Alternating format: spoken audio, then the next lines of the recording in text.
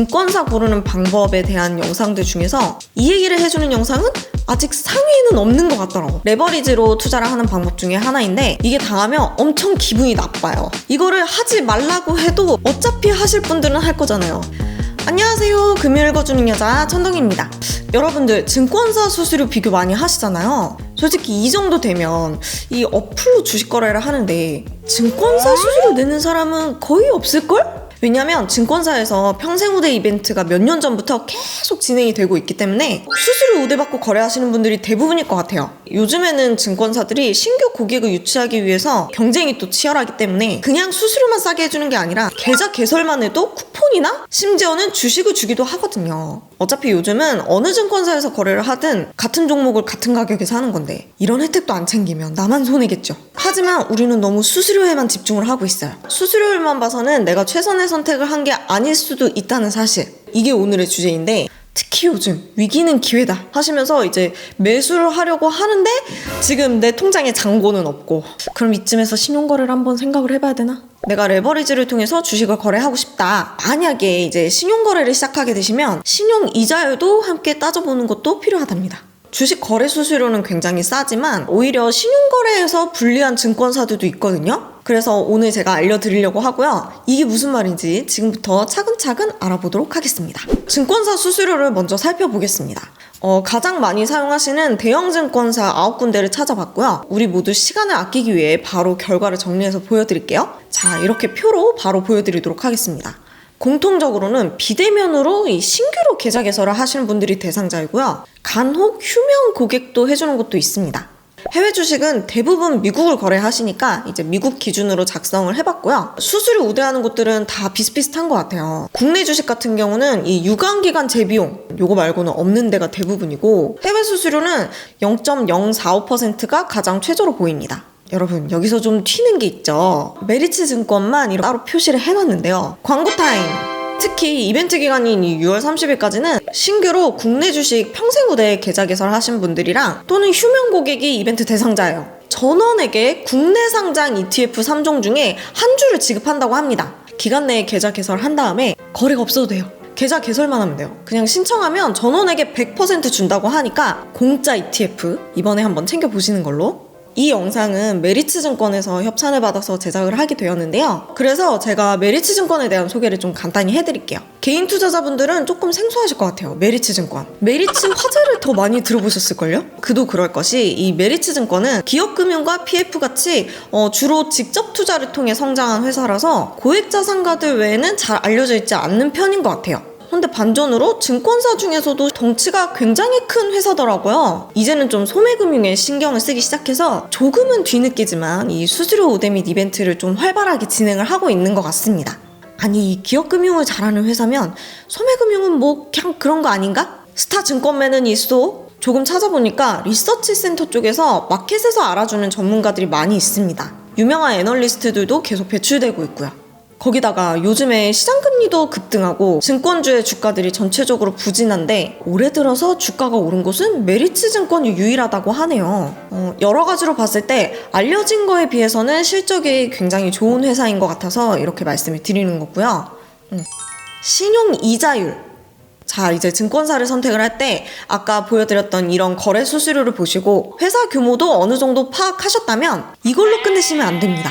평생 우대 계좌니까 주식 거래할 때는 이게 제일 싸겠지 하고 그대로 그냥 쭉 넘어갔다가 내가 이제 신용거래를 시작하려고 할 때 오히려 이렇게 평생 우대 혜택을 제공하는 비대면 계좌에 신용거래나 주식담보대출 이자를 일반 계좌보다 더 올려서 받는 경우가 꽤 있습니다. 자, 신용거래가 무엇이냐면 레버리지로 투자를 하는 방법 중에 하나인데 주식을 이제 매수를 할 때 내가 가지고 있는 예치금이 조금 부족하다. 헌데 어떤 주식을 지금 사야 하는 상황이에요. 하는 분들이 이용하는 금융 서비스인데요. 증권사로부터 현금을 빌려서 거래하는 방법을 말합니다.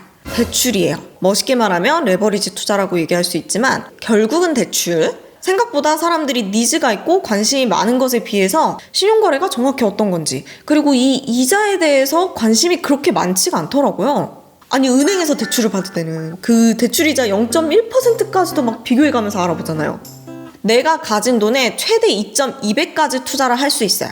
물론 이제 회사마다 뭐 프리미엄이 붙거나 하면은 이제 비율은 조금 다를 수는 있기는 합니다. 보통은 2.2배예요. 예로 들어서 내가 100만 원을 가지고 있다면 이때 이 100만 원은 증거금의 개념이 되는 거고요. 실제 투자는 220만 원을 가지고 할 수 있다는 거예요. 만약에 주식이 5%가 올라서 팔았어요. 그럼 원래는 내가 가진 게 100만 원이니까 5만 원의 차익이 생겨야 되는데 220만 원을 투자를 했으니까 11만 원의 차익이 생기는 겁니다. 물론 수수료랑 이자랑 차감을 해야 하지만 단순하게만 계산을 해도 5% 수익이 났는데 11만 원 수익의 효과를 본 것이죠. 이런 게 바로 레버리지 효과.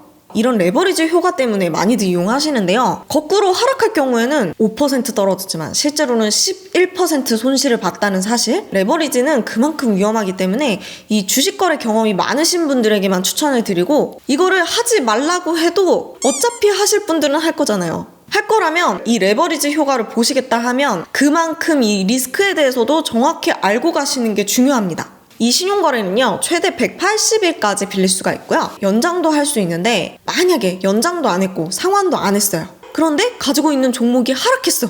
그러면 그 당시에 가지고 있는 주식을 증권사에서 억지로 매도를 일으켜요.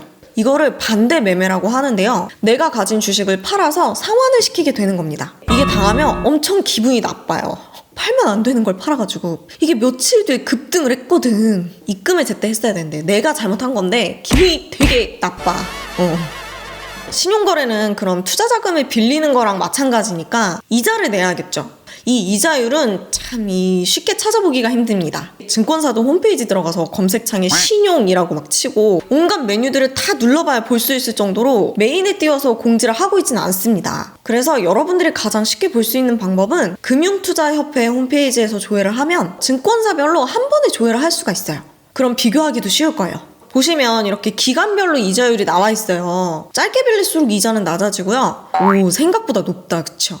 여기에 공시되어 있는 이자율은 절대값은 아니고 금액에 따라 고객 등급에 따라서 조금씩 변동이 있을 수는 있습니다. 보면 신용 이자율은 약간씩 차이는 있지만 좀 비슷비슷하죠. 대개의 경우 단기는 5%에서 6% 정도, 그리고 180일 초과 시에는 9% 전후가 되는 구조라고 보시면 되고요. 이게 길게 사용할수록 이자율은 올라가서 차이가 날 수밖에 없는 구조니까 유의하시면 좋을 것 같고요. 사실 신용거래는 처음부터 난 길게 이용해야지 라고 생각하고 쓰시는 분들은 그렇게 많지 않으세요. 잠깐만 이용을 하려고 했지만 어쩌다 보니까 몇 달씩 쓰게 되는 거거든요. 시장 상황에 따라서 내가 이거를 더 가져가야 될 수도 있는 거잖아요. 그래서 중장기 이자까지 같이 따져보시는 게 현명하실 것 같아요. 그런데 이제 여기서 제가 아까 뭐라고 그랬죠? 평생 우대를 받은 비대면 계좌에서 이 신용을 쓰게 되면 신용 이자율이 더 높게 적용이 될 수 있다는 거예요. 그러니까 이렇게 고시가 되어 있는 것보다 더 높다는 거지. 비대면 계좌의 신용 이자율이 기존 계좌보다 더 높음. 이렇게 문구가 적혀 있어요. 이거를 잘 기억을 하셔야 돼요. 우리 수수료 이벤트 하면 큰 글씨만 보고 밑에 주의사항은 안 읽는 경우가 많잖아요. 이렇게 밑에 이렇게 적혀 있어요. 맞아요. 이 신용을 쓰실 분들은 주식 수수료뿐만 아니라 신용 이자율도 함께 따져보고 거래하시는 게 중요하다는 생각이 듭니다. 나는 꼭 이 평생 우대 수수료가 적용된 이 계좌에서 거래를 해야겠다라는 분들은 이 해당 증권사가 신용이자를 더 얼마나 올려받는지 한번 알아보시는 것도 좋을 것 같아요. 찾기 어려우면 그냥 증권사에 전화해서 물어보세요. 물어보실 때 문구 여기 적어드릴게요. 신용 이자율이 얼마나 더 높은지에 따라서 나의 수익률이 얼마나 차이가 날 수 있는지 예로 들어서 계산을 해볼게요. 수수료 실제 얼마나 나올지 신용으로 1,000만 원을 90일 동안 이용을 한다고 가정을 해볼게요. 물론 중간에 매수 매도한 과정은 그냥 다 없다고 치고 신용이자율은 증권사마다 다르지만 계산을 쉽게 하기 위해서 8%라고 가정을 할게요. 주식거래 수수료는 온라인으로 가입한 계좌는 0.014% 정도가 평균이에요. 평생 우대를 받으셨다면 수수료가 0.0036%입니다. 그리고 평생 우대를 받은 경우에는 신용이자율을 1%를 더 받아서 9%로 계산을 할게요. 자, 평생 우대 안 받은 계좌, 그냥 내가 온라인으로 가입한 계좌 1,000만 원 거래하면 수수료 1,400원이고 90일 이용 시 이자는 197,260원입니다. 총 198,660원이에요.